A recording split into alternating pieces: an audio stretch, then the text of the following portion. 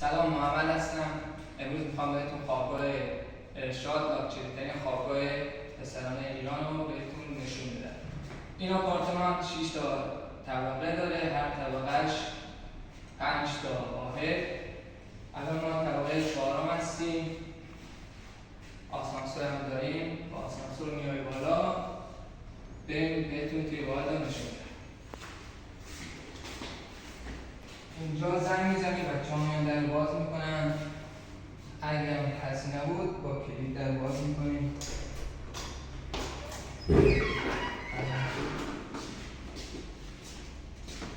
این اول راهروشه.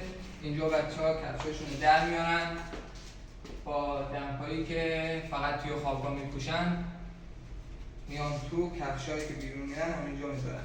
اینا رو من جفت نکردم، بچه‌ها خودشون مؤدبن. دستشوییشه که هواکش هم داره، هیچ بو و صدایی نمیره اون سر. راحت خیالتون راحت باشه. بعدش که میان اینجا حالشه، 2 تا میز داریم، 3 تا صندلی این داره، دو سه تا این داره. بعدش بیان بالکن کوچیک رو داشت نشون میدن.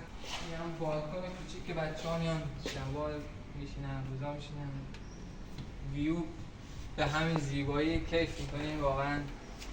اینجا بشین ویو رو بگید.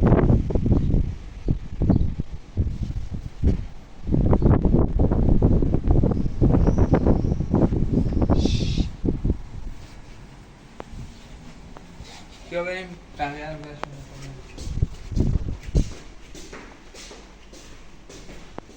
این هم آشپزخونه‌مونه که تو خیلی از خونه ها هم همچین آشپزخونه خوب. بیا لباسشوییمون، بودمون، این هم که گاز دیگه. جاروبرقی هم داریم، جاروبرقی هم خواهد بگیم. نظافت دستشویی و حموما و اینا رو خودشون مسئول داره میاد انجام میده. پلاستیک سطح آشغال هم خودشون تعویض میکنن. مایع ظرفشویی، دستشویی همش رو خودشون میارن، واقعا دستشون در نکنه.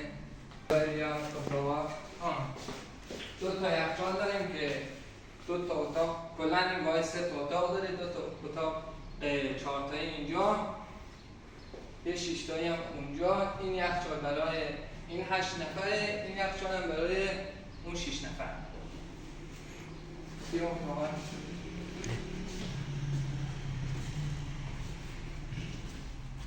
خب این یه 4 تخته، این هم تخت منه. بعد کمداش بزرگ، تمام داره 4 نفر خود. بالاش هم هست و پایین هم هست.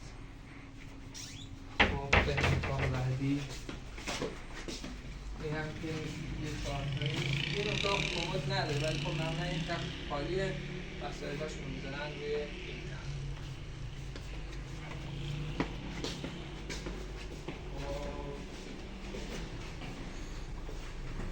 این همون برای اون 2 اتاقه.